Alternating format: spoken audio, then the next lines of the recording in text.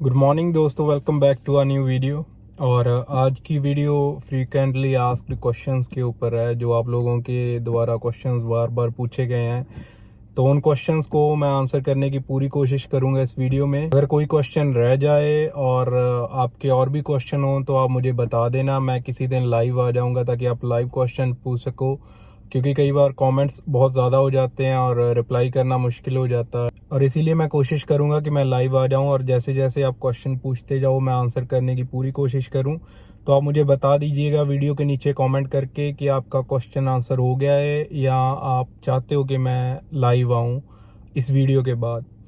तो फिलहाल मैं आपके क्वेश्चंस के साथ वीडियो को शुरू करता हूं। और अगर वीडियो अच्छी लगे तो प्लीज़ लास्ट में लाइक करना ना भूलें और कमेंट करके ज़रूर बताएं कि आपको वीडियो कैसी लगती है, क्योंकि अगर आप लाइक करेंगे तो YouTube वीडियो को और ज़्यादा प्रमोट करेगी, ज़्यादा लोगों को दिखाएगी और चैनल ग्रो होगा।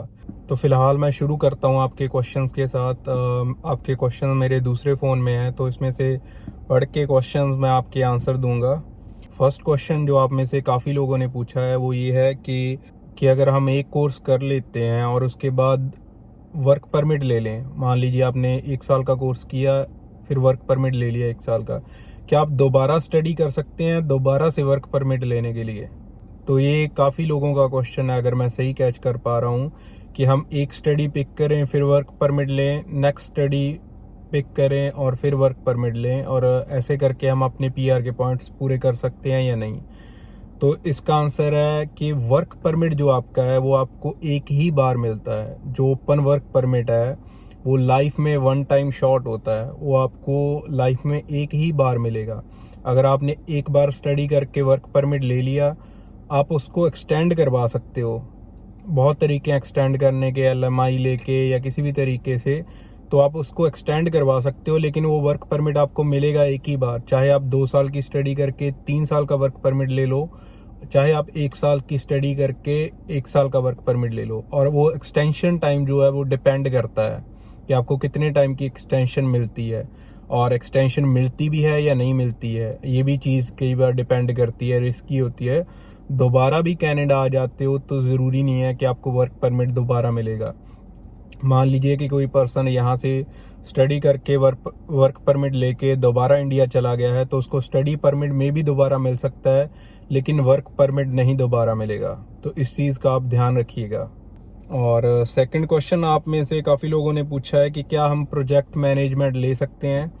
तो अगर आपने मैनेजमेंट के सब्जेक्ट्स पढ़े हैं, मान लीजिए आपने BSc एग्रीकल्चर की है या कोई भी आपने कोर्स किया, अगर आपने उसमें मैनेजमेंट पढ़ी है कि आपने एग्रीकल्चर को कैसे मैनेज करना है या किसी बिजनेस को कैसे मैनेज करना है, अगर आपने मैनेजमेंट किसी भी तरीके से पढ़ी है तो आप प्रोजेक्ट मैनेजमेंट ले सकते हो, आपका रिलेटेड है कोर्स। अगर आपने इंजीनियरिंग की है तो भी आपके लिए प्रोजेक्ट मैनेजमेंट बहुत सूटेबल कोर्स है। लेकिन जब आप SOP बनाओगे उसमें ज़रूर मेंशन कर देना कि आपने सिविल इंजीनियरिंग की है इंडिया से, और कनाडा में जाके आप प्रोजेक्ट मैनेजमेंट स्टडी करके इंडिया में जो है उसको यूज़ करके आप जो है कंस्ट्रक्शन प्रोजेक्ट्स को मैनेज करना चाहोगे, तो ये आप अपनी SOP में ज़रूर मेंशन कर देना, क्योंकि उनको लगेगा कि ये चीज़ रिलेटेबल है और आपके वीज़ा के चांसेस जो है वो बहुत अच्छे बन जाते हैं। तो इस चीज़ का ध्यान रखिएगा। जो भी इंजीनियरिंग जिन्होंने BTech कर रखी है या MTech कर रखी है, तो आप इस तरीके से रिलेट कर सकते हो।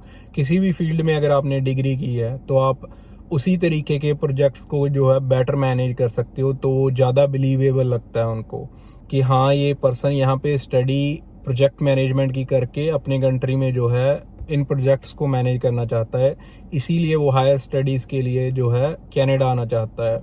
तो ये चीज़ ज़्यादा बिलीवेबल लगती है और आपकी SOP स्ट्रांग हो जाती है, और इससे आपके वीज़ा चांसेस बहुत गुड हो जाते हैं। तो BTech वालों के लिए ये बहुत अच्छी ऑप्शन है प्रोजेक्ट मैनेजमेंट, और इससे रिलेट करती हुई आप SOP अपनी बना सकते हैं। अब मैं थर्ड क्वेश्चन पे आता हूँ, जो है कि प्रोजेक्ट मैनेजमेंट में कोडिंग है या नहीं। काफ़ी लोग ये पूछते हैं कि इसमें कुछ कोडिंग वगैरह है, तो इसमें ऐसा कुछ भी नहीं है जो आपको कंप्यूटर की या IT की जिसमें डीप नॉलेज चाहिए हो, ऐसा कुछ भी नहीं है इसमें सिर्फ आपको मैनेजमेंट सिखाई जाती है। प्रोजेक्ट मैनेजमेंट एक जनरल कोर्स है, आप किसी भी तरह के जो है प्रोजेक्ट्स को मैनेज कर सकते हो। आप ऑयल के प्रोजेक्ट्स को मैनेज कर सकते हो, मेडिकल प्रोजेक्ट्स को मैनेज कर सकते हो, IT प्रोजेक्ट्स को मैनेज कर सकते हो। तो अगर आपके पास उस तरह की डिग्री है, अगर आपने बीटेक कर रखी है या उस तरीके में आपकी एक्सपर्टीज़ है, तो आपकी जो जॉब है इस कोर्स के बाद वो ईजी हो जाती है लगनी, क्योंकि आपको उस फील्ड की नॉलेज है। तो एम्प्लॉयर आपको हायर करने में इंटरेस्टेड होगा क्योंकि उसको पता है कि आपको इस फील्ड की नॉलेज है। हालांकि मैंने बहुत लोग देखे हैं जिन्होंने उस फील्ड में स्टडी नहीं की है लेकिन वो प्रोजेक्ट्स मैनेज कर रहे हैं।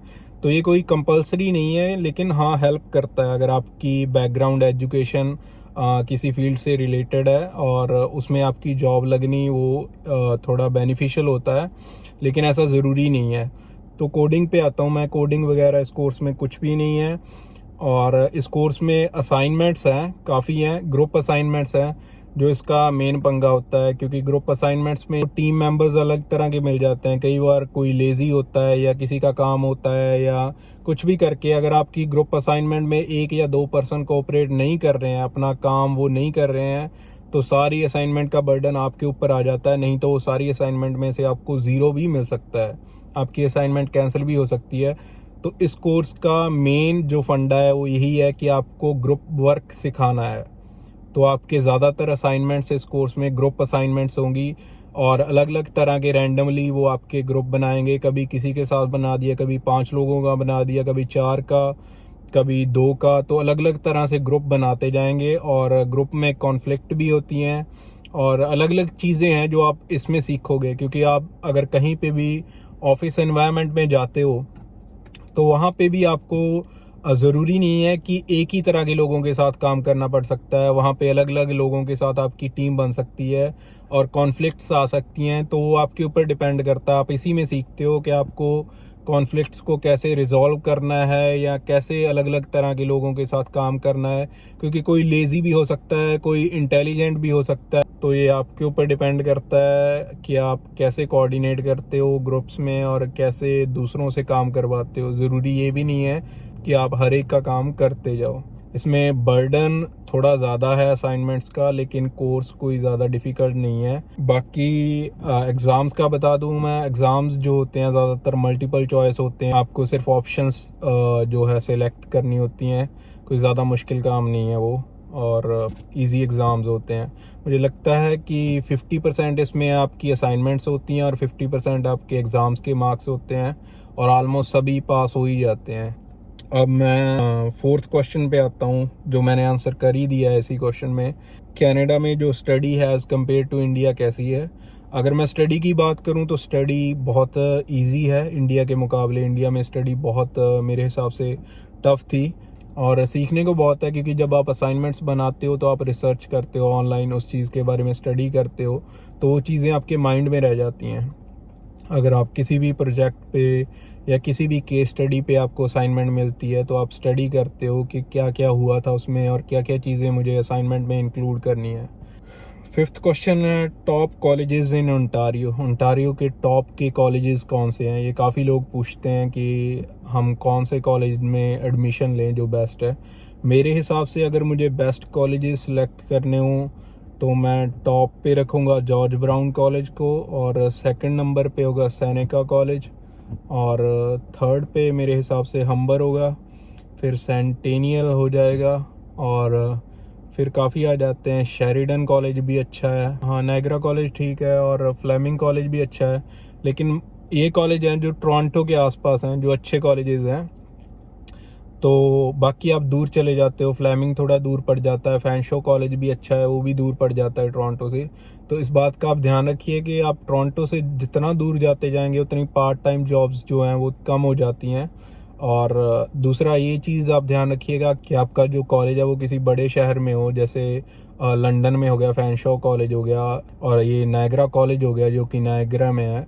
तो ये बड़े शहरों में कॉलेज हैं, लेकिन कुछ कैंपसेस ऐसे भी होते हैं जो कि किसी गांव टाइप या किसी टाउन में होते हैं।